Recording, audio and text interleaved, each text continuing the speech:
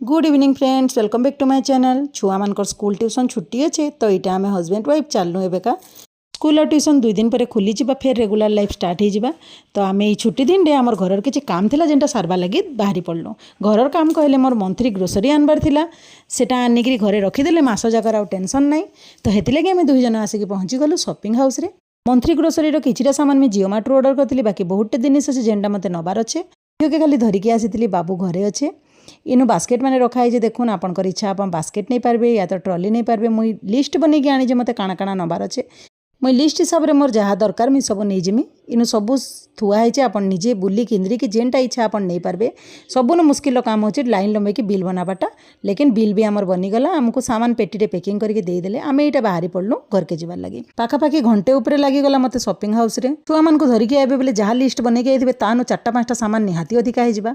मुझे हेती मोर छुआ मन के आने ने, लेकिन क्या करबे मोर झील सबुतरे जिदी करसी जिमी बेली। निजे लगी तो जहाँ घिनला घिनला भाईर यहाँ दरकार भाईर सेटा दरकार कि भाई लगे भी सामान मेंचे धरिकी आसीचे। ये आम घरे आसिक पहुँची गलु। शॉपिंग हाउस गले गोटे प्लस पॉइंट है बेग नाई ने भी से पेटी बहुत सुंदर भाव में पैकिंग करके देसन। केते बढ़िया भाव पैकिंग कर देखुन। मिश्र बाबू इनु मत साहाଯ୍य कर पेटी सब सामान काढ़ी इनु सजेकी रखुचन। इनु मोर झील के देखुन जेन शॉपिंग हाउस जाइतिला से ट्रॉली तार गोड़े बाजिकी केनु टिके खंडिया हो जाइए। तो इनु से बरफ्लस लगाऊे। इनु देखुन हजबैंड ग्रोसरी सामान सब डाइनिंग टेबल उपर सजई दीचन। मुई सब सामान के स्टोर करके रखीदेमी। इटा हूँ मो मंथली ग्रोसरी जेनटा मत मस जाक लगे आ चिंता नहीं। गोटे थर आनिक रखीदे पूरा मस जाक टेंशन खत्म। आपण मैंने ग्रोसरी सामान केनता आनसन, मंथली आनसन कि जितेबाला दरकार घिनिकी आनसन, मत कमेंट जनाबे। मोर वीडियो भल लगे लाइक शेयर कमेंट करेंगे। मोर चैनल के सब्सक्राइब करदे।